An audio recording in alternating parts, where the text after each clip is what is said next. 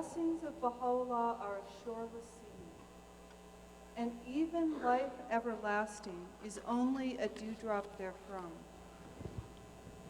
The waves of that sea are continually lapping against the hearts of the friends, and from those waves there come intimations of the spirit and ardent pulsings of the soul, until the heart giveth way, and willing or not, turneth humbly in prayer unto the kingdom of the Lord.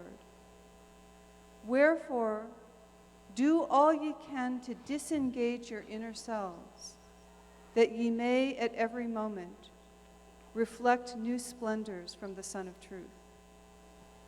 May I read that one again? Sure. Thank you. Okay, now listen again.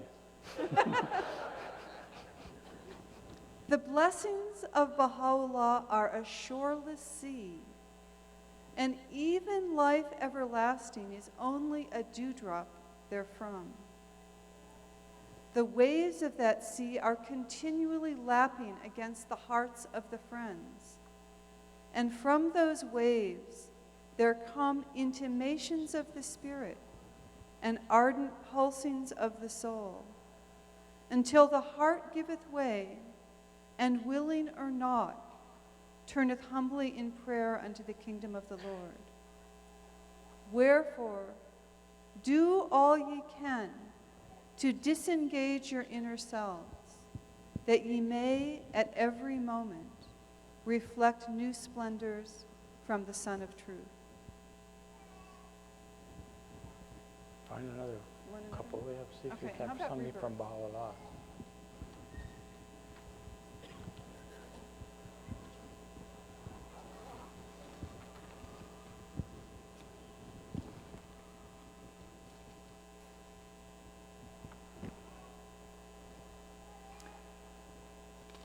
This is, again, is Abdu'l-Baha. As long as he is the captive of nature, he is out of touch and without knowledge of the universe of the kingdom. If he attains rebirth while in the world of nature, he will become informed of the divine world. He will observe that another and a higher world exists. Wonderful bounties descend. Eternal life awaits. Everlasting glory surrounds him. All the signs of reality and greatness are there. He will see the lights of God. All these experiences will be his when he is born out of the world of nature into the divine world. Therefore, for the perfect man there are two kinds of birth. The first, physical birth, is from the matrix of the mother. The second, or spiritual birth, is from the world of nature. In both, he is without knowledge of the new world of existence he is entering. Therefore, rebirth means his release from the captivity of nature, freedom from attachment to this mortal and material life.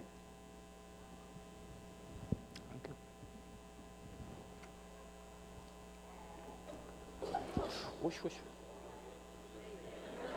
Well done, well done, well done. Don't want anybody taking flight ahead of their time here.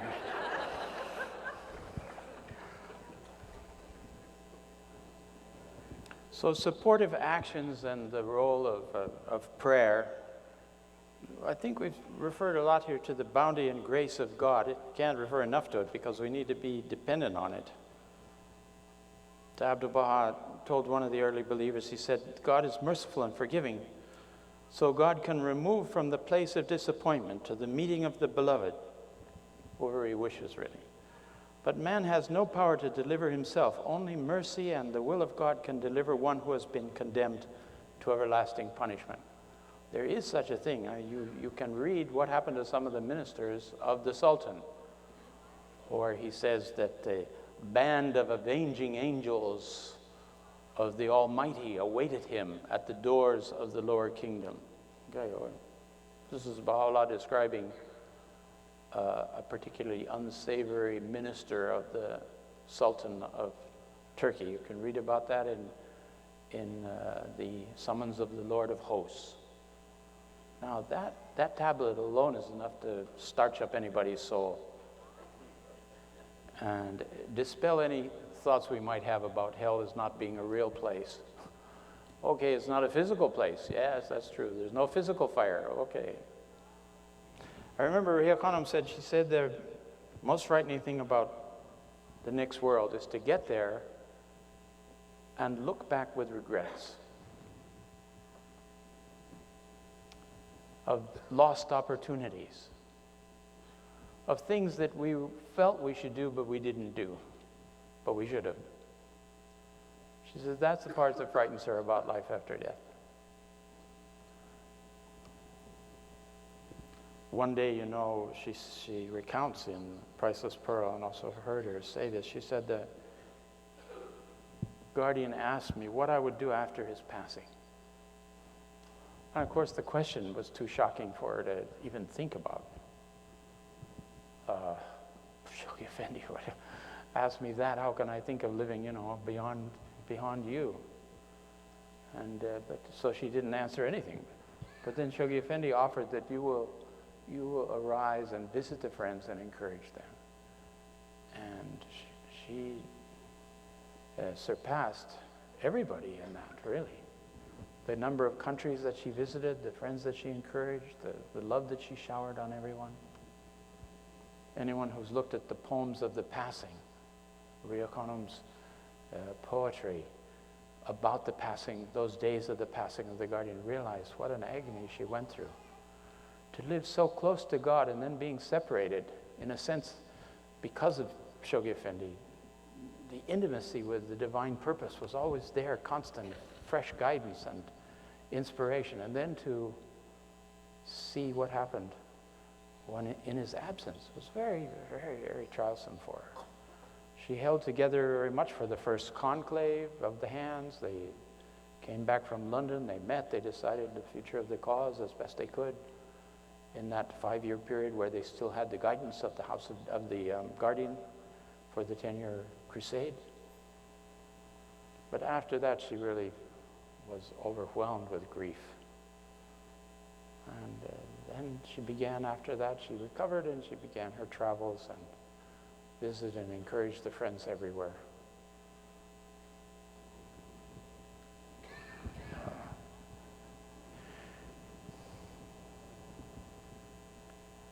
What are the actions and deeds on behalf of those beyond which assist their spiritual progress? There were some quotations, I don't have them in front of me at the moment, but one of the things is to dedicate teaching activities to departed souls. And sometimes some of the teaching campaigns actually, or a process of campaign is named for some particular Baha'i in the past. And you can also dedicate your own energies and time to a loved one, a family member, whatever it is. Another is contributing to the fund in their behalf, to make monetary and philanthropic steps, take such steps on behalf of a departed soul. It says it encourages and cheers the souls of those on the other sides and assists in their advancement. The other very obvious one is that we dedicate prayers, the revealed prayers that we have for departed souls, that we dedicate those to our loved ones who have passed on. And in general, there's some prayers also praying for all those who have gone to the next world without knowledge of the manifestation, that they could be uplifted and make your general contribution to the upliftment of those souls. We have no way to kind of see into all those conditions, but these are promises in the writings that they will assist in the advancement of those souls. And indeed, what we read at first there, you can remove, it's possible to remove somebody condemned to banishment through prayers also. I hope you don't have any relatives like that, but there's always a few dark horses in each family and somebody that needs help, particular help. There are, in the last 10 or 15 years, The whole new section of prayers for women who've departed that are in the prayer book that hadn't been there previously. And I hope in the future there are, I don't know, I know of at least another 30 prayers for all different categories of relatives that have passed on.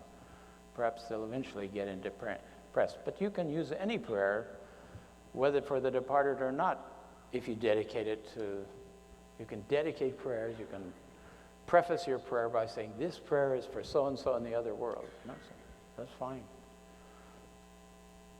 From the sweet-scented streams, so many times appears in Baha'i funerals and so on.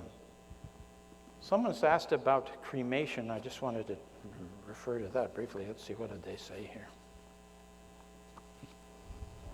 What's the Baha'i faith about cremation?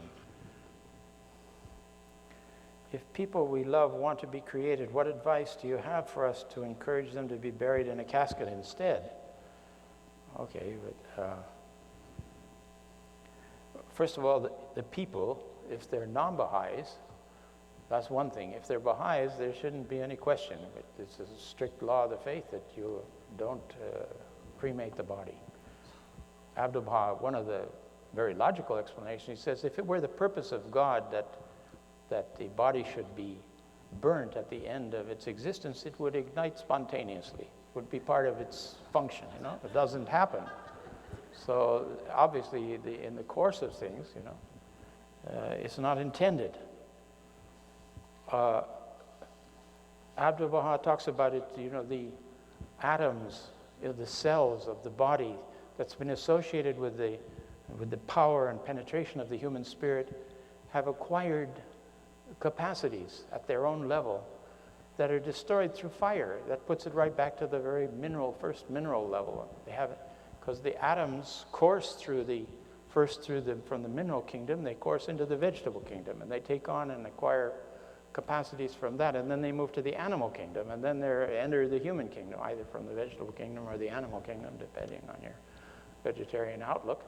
And then from there, they need to go back again to the soil.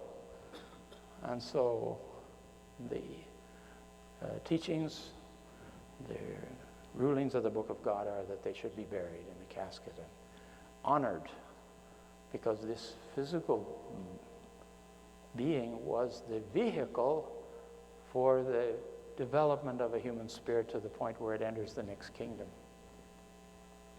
And it's only appropriate that the relatives be respectful and others be respectful of the remains. Sometimes that's not possible. You know, Dorothy Baker was in the Holy Land, and she said to the guardian, "Oh, I'd love to be buried in the Holy Land." And she flew off from there to the Intercontinental Conference in New Delhi. And from there went to visit the Baha'is of Pakistan. And on her way flying back to Britain, the plane exploded over the Mediterranean.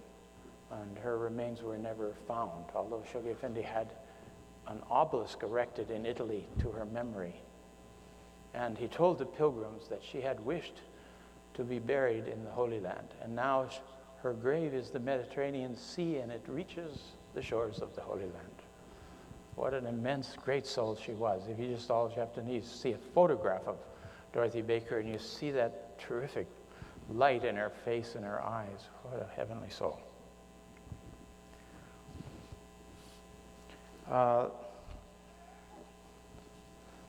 The steadiness, I think the prayers that we say, the intensity of the prayers, they don't necessarily need to be repeated over and over again, although that's all right too. Sometimes it helps us to center, but we have to trust God hears the prayers, you know. Here I am again with my prayer again, Baha'u'llah, you know, I say it over again. Those prayers for the souls in the other world, we have to believe in their effectiveness. The promises are in them. And what glorious vision it gives of that soul that has now taken flight, and Abdu'l-Baha then describes its conditions. We're talking about this part of the program where we're talking about conditions of the soul in the next world. How many insights you can gain into the privileges and rewards of the souls in the other world through these prayers for the departed, where it speaks about that. and where Baha'u'llah invokes that if you have a guest in your house, how you treat them.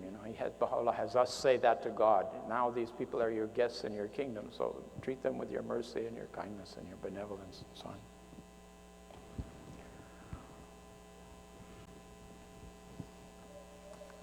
Let us go back to some questions here.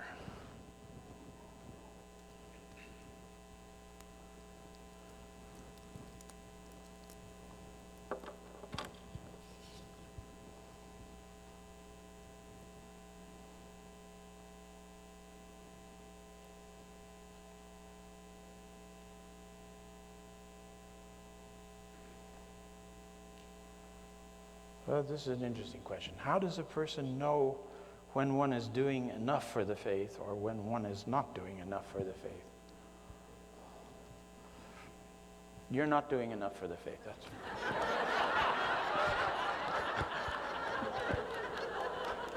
right. If you have to ask that question, well, because the standard is so high and the requirement is nothing less than give your all, sacrifice everything, become a martyr in his path. So I guess you haven't quite done everything yet. Not that what you're doing is not appreciated. I'm sure it's appreciated.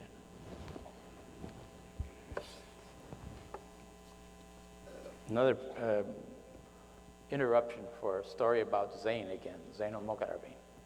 Zayn, he prided himself. He said that, in the Holy Book, there's so many difficult laws. He said, but my son and I are doing very well with each of us has been able to fulfill one of the laws of the Akdas.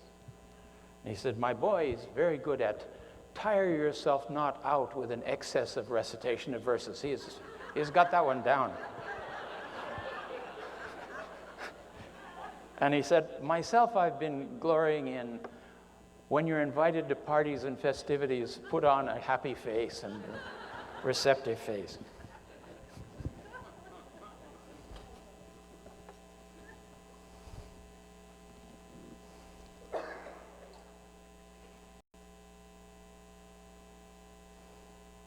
Wow. We love the Institute process, and there are directive personalities in a hierarchical way, yes? How do we heal our community and unity in thought with camps or factions now because of top-down directives? Well, you call it a process at the beginning, the Institute process. That's what it is. We're working our way through all of these things. We're working our way through factions which sometimes we create in our own minds, or sometimes we find ourselves being identified with that we didn't realize we were part of a camp or a faction. All this is healed through the guidance of the House of Justice. Follow that. I went back to Haifa after being here 4 months. We were looking for a home to come to. And I told the House of Justice there's a lot of dissatisfaction here and there in America particularly. You would be amazed at how well this whole process fits the rest of the world. Some of the older communities with older members, they have a time, working their way through, understanding this additional widening of what we're doing in the form of this new culture. But here in America, people have this idea of camps and factions and the old. And we don't have, Shoghi Effendi said, we don't have, conservative Baha'is and moderate Baha'is, and we have Baha'is. If we have perception of those kinds of differences, then we need to examine ourselves as best we can and pray that we can come in line with the guidance that's coming from the House of Justice. Sometimes we are assailed with zealous members of institutions. That's true. I've been one of those in the past myself, I suppose. So I think that we have to try to realize that the people who have administrative positions, if they're not elected administrative positions, we pray for them to strengthen them, that they can understand their role in a better way, and we can understand their role in a better way. And if they're elective and you don't like it, then vote them off. That's one of the systems we have in the faith, is to watch the actions of the friends, and if they need replacing on institutions, replace them. And if they don't get replaced, then consider them elected by God and go on until the next election time. You can express your view again. In the meanwhile, don't complain about them to each other. What's the point? It doesn't come to anything. We can talk about, quote the writings of the House of Justice. I know that sometimes, I remember I raised this point with the House of Justice, and they said that all these points that you're raising have been already covered in the messages of the House of Justice. Why is there any problems? I said that some people feel that you have to read between the lines of the messages of the House of Justice. And they don't read between the lines the same as the other people read between the lines, and it ends up with a confusion. How careful we were in composing these messages, that they should say exactly what the House of Justice wanted to say. And there was reticence in the drafting process from the individual members about this should not be said that extremely, or this should pull back, or this should be modified with this adjective. There's so much guidance and thought that goes into these messages that I think you can find the answers to this question of camps or factions. It should be eliminated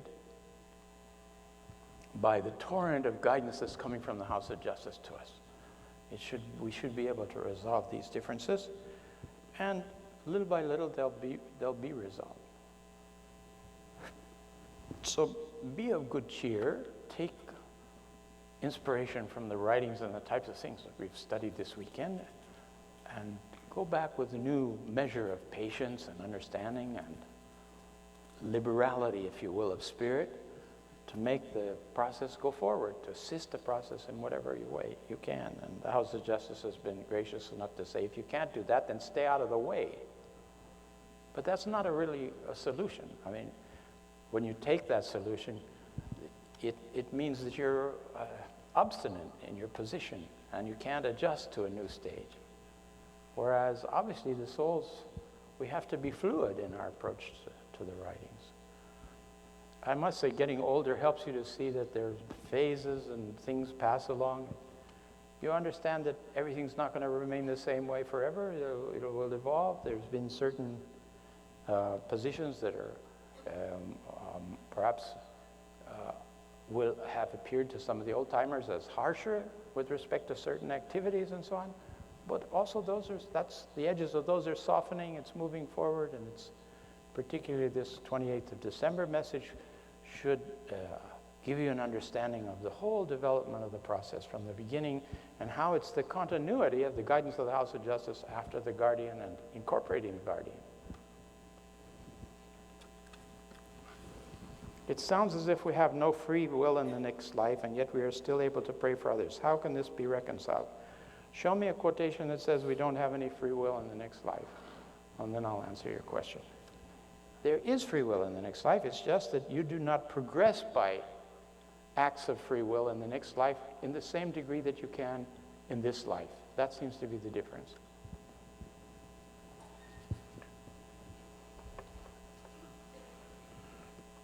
Why is it so hard to dream of loved ones who have passed on? I don't know, they may be hiding out. I'm not sure where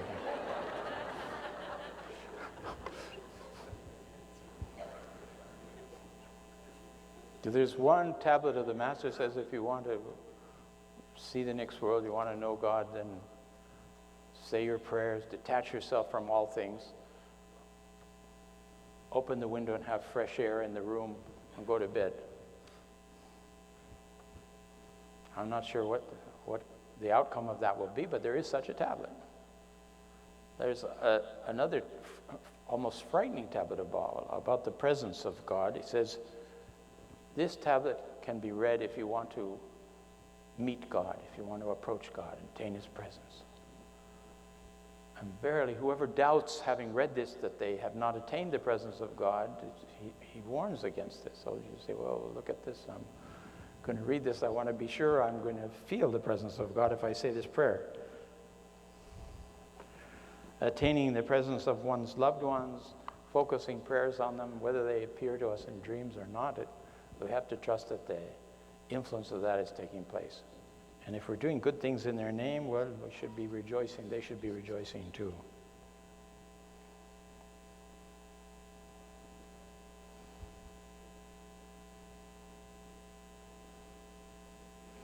How can we get past the idea in Christianity that no one shall reach the Father except through me? which they use to not believe in anybody but Jesus. Yes, this is a major Christian stumbling block. I think that Baha'u'llah, we're told that Baha'u'llah has resolved these difficulties in the Kitab-i-Gan. Now, how does this one resolve there? Because he talks about a twofold station of the manifestation. One is the station of universal reality, where each one speaks with the voice of God. I am God, those divine verses. And that voice is a singular voice through all the manifestations of God. On the other hand, there's the secondary station, which is the station of the individual. And Jesus saying, no one comes to the Father except through me, is really the voice of because the Father is the essence of God, the voice of the inner manifestation of God. So we see that that's true. We accept through the soul of the manifestations of God in each day, no one can attain to that. So why do the similar things as the Christians have in their teachings about that, also other religions have such problems? And if you interpret them in the secondary stage, in the outer stage of the manifestation, then you'll be worshiping the lamp and not the light, as Abdu'l-Baha says. You should see that the light in the lamp is the same. Of course, sometimes hard to get a Christian to listen to that whole explanation, but you need to, pray for them and talk to them. What does Christ say he's coming back? He says he'll come back in a new name. He'll come back as a thief in the night. How are we going to not get to the Father through a thief in the night? We can't. He's in the house and we don't know he's in the house, he says. What is that? What are the implications and meaning of that? There's some very interesting papers and published booklets to help teach Christians in their writings. And we should be looking at those, thinking about them. I know my wife is busy after she got back to this country. She's reading the Bible all the time, trying to understand how to link more closely to traditional Christian belief.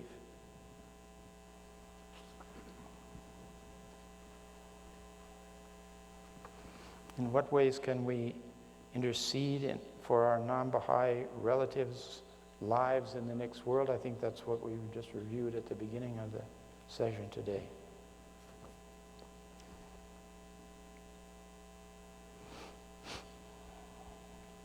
As a Baha'i, I know we don't believe in reincarnation. Then how do we explain manifestation spirit being the same? The station of the manifestation is different from. He doesn't he has each soul, each manifestation has an individual soul. It's not the return of the individual soul of the previous manifestation. So it's again, the lamp changes, but the fire and the light in the lamp is the same. I think that's the point. And even he said the return, when there are such things as the Jews asking Christ about where is Elias, the promised Elias, and he says, behold, this John the Baptist is this Elias. And they went to John the Baptist, he says, it's not me. So how do we understand this? And Abdu'l-Baha explains it. He says it's the return of the qualities that were manifested in Elias that became now manifested in John the Baptist. And in that sense, he's the return. The rose of last year returns, but not in the same physical form as the rose of last year, but the rose comes back again. It has the same qualities, has the perfume, looks the same, so on. Regarding the souls of husband and wife in the next world, what happens to the divorced people? What happens to people who've been married a few times? Would the souls of husband and wife be together in the next world no matter what? This issue came up in a class, and a person was very unhappy about the thought and said that this would be unfair of Baha'u'llah if she had to be with her husband in the next world. I don't know, I added that part on. I don't know what's the circumstances, but you can fill in the character players here. Now, I think what I read about soulmates covers this, that there's no giving and taking in marriage in the next world. Marriage doesn't have a significance there.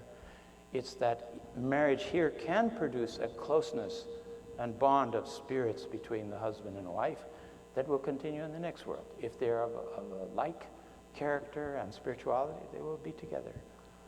And they will be together if they had several spouses. Maybe the first spouse they had passed away. There was no disagreement. And they married again and they have closeness with the second spouse. That's fine. All those souls will associate in love. If they've turned to the Maker, if they're devoted servants of Baha'u'llah, they will associate with each other in joy. And since there's no question of marriage and sex and that thing, it's like the association we have in Baha'i meetings here when we're just enjoying each other's company, spiritually longing, thirsty for each other's company and to be with each other, and irrespective of the relationships that we've had in the past. So yes, you could have all three of your wives with you if you want.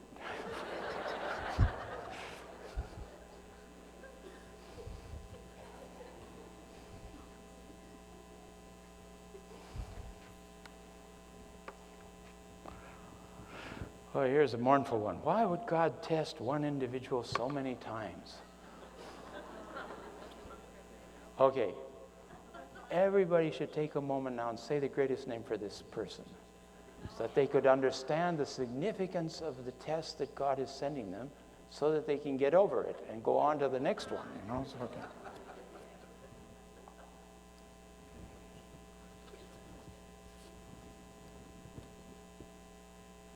Does God keep souls back from recognizing Baha'u'llah? He says he awakens chosen ones and draws us close. Does he also veil himself from non-Baha'is for reasons of his own? I would say yes. He says that some souls who by their actions have removed themselves far from the possibility of recognizing him, or who are veiled, or souls who by the deeds and what they've done or haven't done have separated themselves from God and put themselves in a position of remoteness.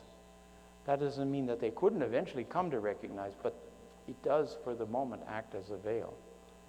And he talks about how those who are attached to the world and move away from him, how he increases the blessings and riches of this world on such souls as a test. In other words, one of the punishments we have is to get rich, because it can act as an obstacle. But there's two sides. You know, Shoghi Effendi says that truths there's like a circle of truth, and points on the circle, they seem to be saying the opposite, but really they're confirming each other. One is that if you get rich, that's the greatest veil that you could have. Well, knowledge is a little bit greater than that. Pride of knowledge is a terrible one. But on the other side of this circle is that once you've acquired spiritual maturity, Abdu'l-Baha says that wealth and means are necessary for the soul so that it can perform, do good deeds, help others. So there are those two things. With fire we test the gold, with gold we test the servant.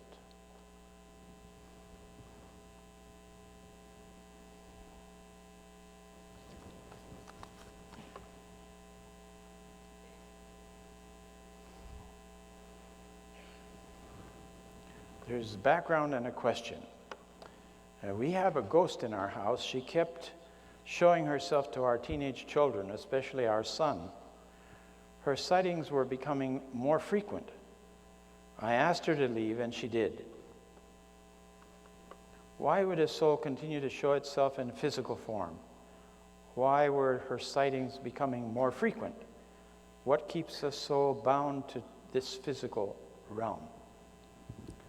I didn't have a lot of resources to refer to this, but Abdu'l-Baha says that things that appear to be ghosts and troublings from people who've moved beyond have another explanation.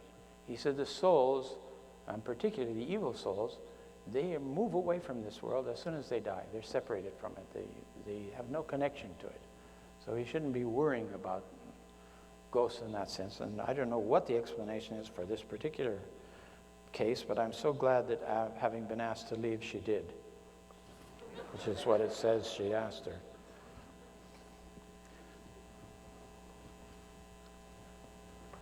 What relations does the House of Justice have currently in general with the kings of the world?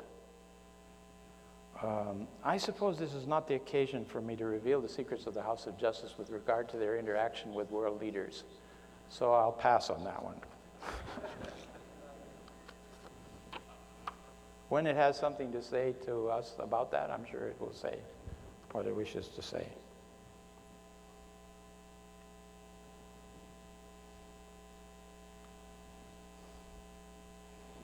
Please share a few words if balancing service and normal life, when one is intoxicated with the love of Baha'u'llah and his covenant with the House of Justice, and when they tell us no time to lose, make teaching the dominant passion of your life, then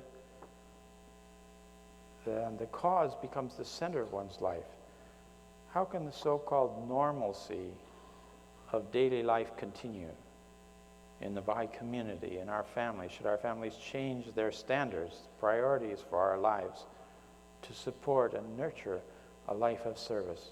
Well, very timely questions and things that I think all of us need to ask, because we don't know quite where the balance is. We don't know our capacities. We may have a great capacity. Maybe God is waiting on us to do a whole lot of things we haven't done yet, and we should be ready. But normal life is usually an excuse for not acting in a sublime way.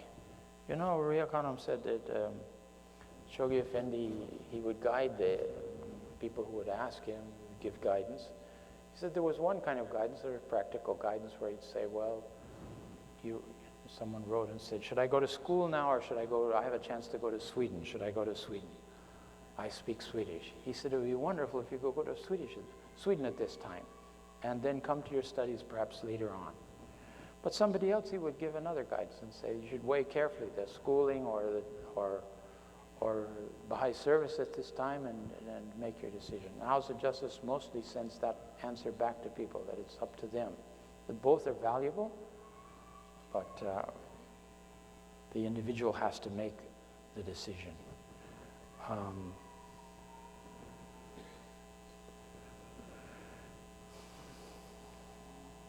How can we decide what the measure is in our life? I think we have to, if the House of Justice is calling on us to do certain things, we have to see to what degree we can do them and how we can adjust our lives to conform to those requests and to that call. This is intimately a personal thing.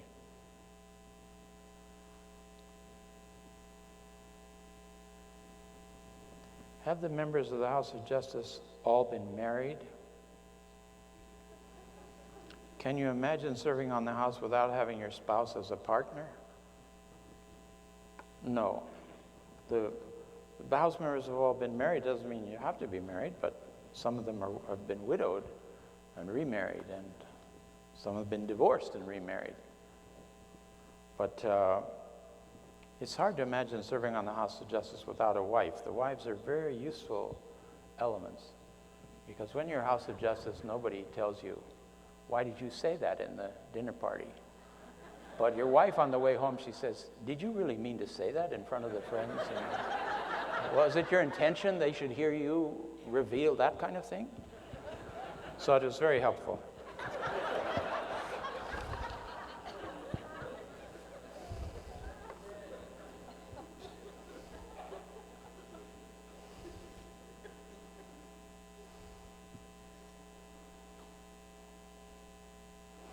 This one says page 1, over for page 2, but over is written in such a way that it looks like lover for page 2, but I'm not sure.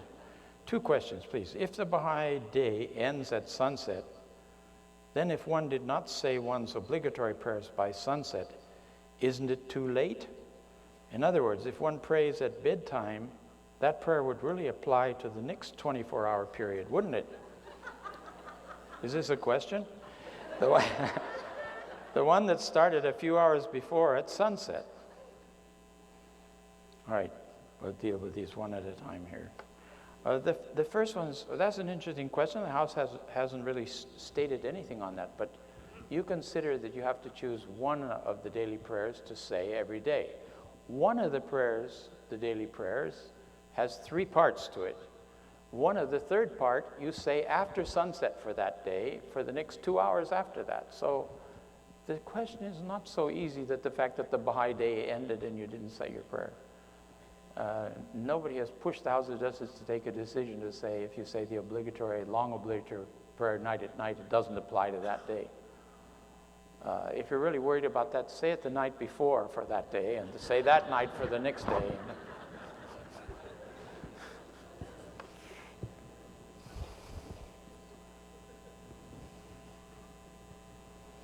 As for a story about South America,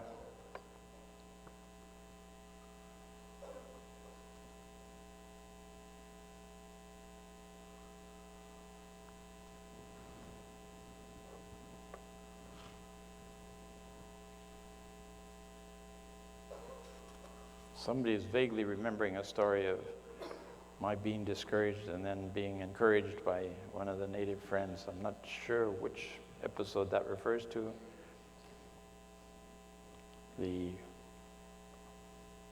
rumors start, and then the legends are built on rumors, and it's hard to kind of separate everything.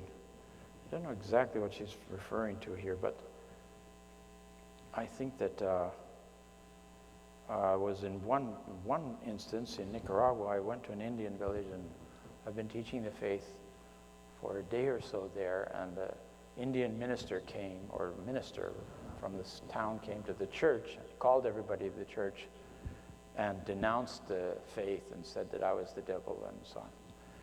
So that was going on. It was a little discouraging to hear that going on in the background. And one of the friends, one of the Indian, who hadn't gone to the church, I don't know why, I thought everybody had gone, the place looked abandoned. He just came over and he said to me, he said, "Don't worry about that," he said. "Ain't I going to be your first believer?"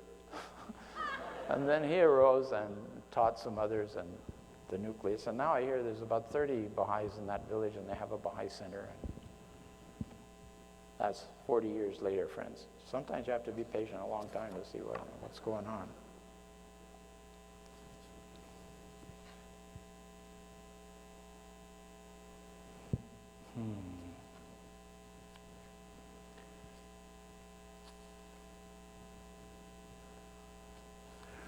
We've got a couple of plagues, and I want your thoughts on it. One is anxiety plagues our nation. Even with speaking all day long to a large group, you are calm and seem to have no self-consciousness. Can you describe the spiritual roots of this? Well, you have to talk to the organizing committee. I don't know what that's. Now this one, the second plague is exhaustion.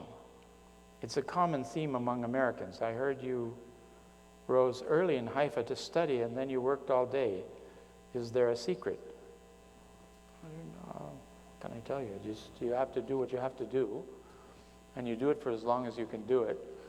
And when you can't do it anymore, well, you can't do it anymore. But don't limit yourself by what others are doing. If everybody's tired around you, okay, then don't say, well, that's a good excuse, I can be tired too. Maybe you've got a greater spring or fresh source of sustenance, and certainly the power of the Spirit, it comes to anyone who serves the cause. You remember the story of Abdul Baha'i. He'd been out speaking several places and came back to a hotel. The hotel had a whole set of stairs up to the entrance. And the friends coming with him said, "Oh my God, how is Abdul Baha going to go up those stairs? He's so tired, he's just dragging himself along." And suddenly Abdul Baha runs up the stairs and turns back, he says, "Hurry up," and everybody he's laughing at them that they haven't come up the stairs. There's this surge of energy that can come to the friends. But you don't want to burn yourself to death. I know letters of Shoghi Effendi advising teachers to slow down and take care of their health, that your services are needed, and they're needed for a long time. You don't burn the candle all out in one day. This is this question of the balance between sacrifice and leading normal lives. Different stages of our lives have different obligations to our family and to our society around us. But be careful you don't take the image of what's normal from everybody else, and even from all the semi-active Baha'is. You think of the standards of the faith and raise the vision. When things are full of joy and You're attracted. It's easy to serve. I mean, any of the pioneers you asked that went out about their sacrifice, they said, well, it really wasn't a sacrifice, it was a great bounty. In one sense, it's a sacrifice, but in the other side, it's not. It's a bounty. I mean, getting up at dawn to read the correspondence to get ready for the house meeting was a bounty. In the end, when I see that through all of that, in my own case, I feel like I've acquired a lot of experience and vision of how to answer questions in a meeting like this. Whether you're satisfied or not, that's another matter. But I've somehow have the courage and stamina to stand up here and try to answer your questions. What can I tell you? The plagues of exhaustion. Let's see, meditation. More specific on your own growth and experience in using prayer and meditation. It might well trigger thoughts on how we could improve our own.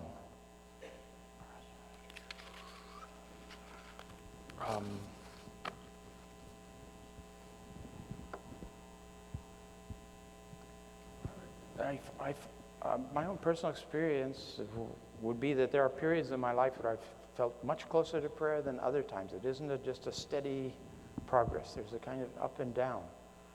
But I remember somebody telling me early on, if you don't feel like praying, that's the time you need to. It was an interesting thought. And sometimes if we can't go directly to prayer because we just don't feel like it, don't feel attracted to it, we read the verses of God first. Read the talks of the Master.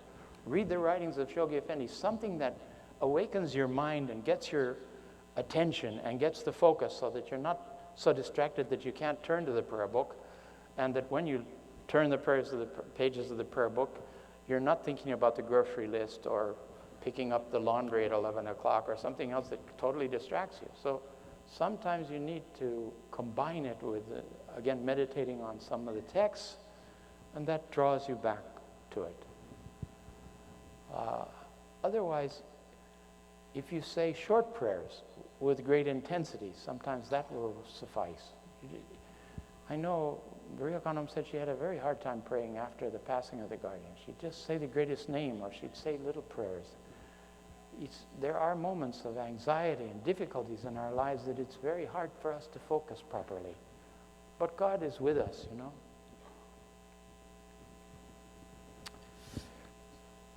Here we go. In selections from the writing of Abdul Baha'i, he's advised that kindness should be shown to every soul, except for those who have some selfish, private motive or some disease of the soul. Kindness cannot be shown the tyrant, the deceiver, or the thief, because far from awakening them to the error of their ways, it maketh them continue in their perversity as before. What is meant by not showing kindness? Are they to be prayed for? Are they to be given permission to teach children in our community, or pioneer, or serve on committees? Gracious. In letting them serve in any of these capacities, is it just encouraging that they have gotten away with this behavior? Well, friends, I don't know. There's a whole history here that I don't know what it is. But we're talking about the truths on opposite sides of the globe. On one is that you show love like the sunlight to everybody. On the other hand is that you don't allow the liar and the thief to think that you're so innocent that you don't see what's the matter with them. But that is not a question of being, it's a question, I think, of being truthful and honest, but doesn't give us permission to be mean or hostile. We have proceedings. Somebody wants to serve on a committee. We're a member of an assembly. We know something, we have to bring it to the attention of the assembly, or way about bringing it to the attention, if it's important enough to bring it to the attention of the assembly. Somebody wants to go pioneering, we call a board member, we say, you know, this person has some difficulties in their life that I don't think at least should be known, and you pass that on to an institution. And then you shut your lips and you leave it to God. You've done your part. You're not required necessarily, you know. Baha'u'llah says in one part of the epistle, he says that hide the sins of others that God may hide your sins. Interesting.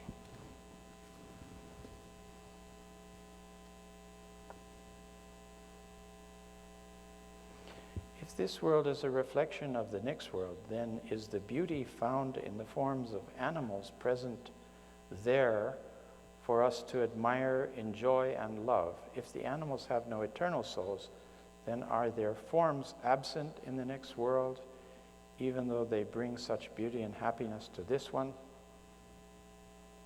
And there's a picture of a bird on the back.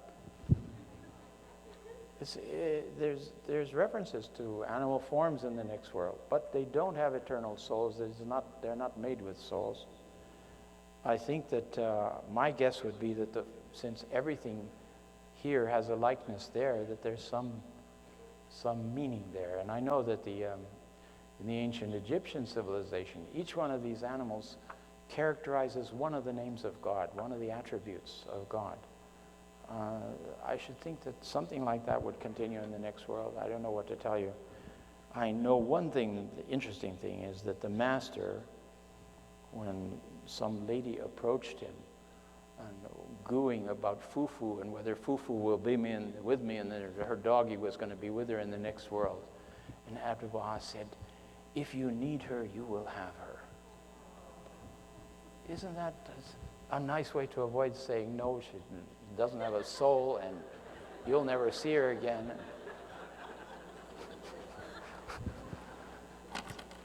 If we could learn to answer questions the way the Master does.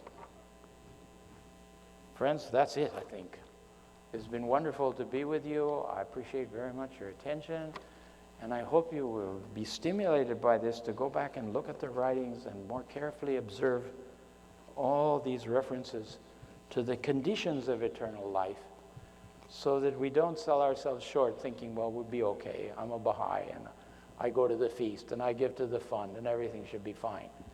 The requirements are much more exalted to receive the gifts of the Spirit that are described in these multiple ways. If we don't read them, we don't become discontent. We should be a little discontent with our state. We should be hoping we could rise to the level of vision and sacrifice that the tablets have for us. And to the degree that we do that to the best of our ability, I'm sure we'll be fine. And maybe we'll have a meeting like this in the next world sometime. Thank you so much.